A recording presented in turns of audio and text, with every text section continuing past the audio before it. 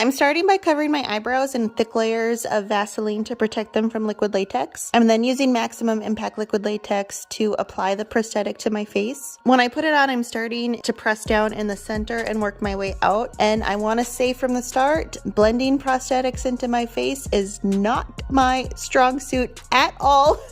The bottoms of my cheeks end up being very noticeable. Hopefully someday I can improve on that. I think it also would have helped if this prosthetic was more in line with my features. A lot of people have a mold made of their face and then they can make their own prosthetics right on there. That way when they put it on, the cheeks and mouth and eye holes are all in proportion with your actual features. I just bought this prosthetic because it was made by somebody else. It obviously doesn't line up with my features, and you'll see it's most noticeable around my mouth because the prosthetic lip doesn't line up with my lip. I'm using that liquid latex on the edges to try to smooth them out, but I think it would have been better if I would have used spirit gum, which is a lot thinner. I love using liquid latex. It's very easy to use, but it does dry a little bit chunky, so I think if I would have used a thinner adhesive, that might have helped around my cheek areas. I know a lot of people use Prozaid, but I do not like Prozaid. It is so hard to get off, so I refuse to ever work with Prozaid again. You're a foul, sour little bitch!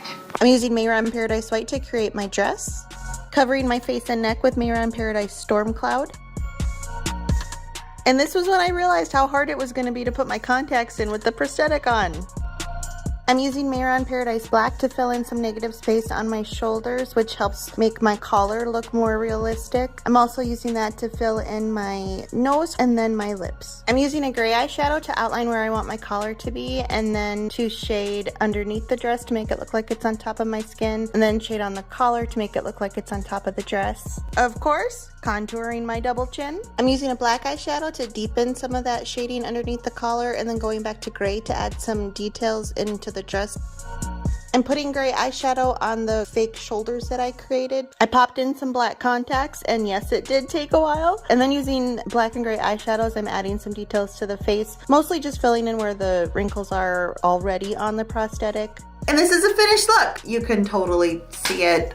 Whatever. I hope you enjoyed this tutorial. If you did, please give it a like. If you want to see more face paint, you can follow me on Instagram at Nini__Marie, or please consider subscribing to this channel. Thank you so much for watching. I'll see you next time.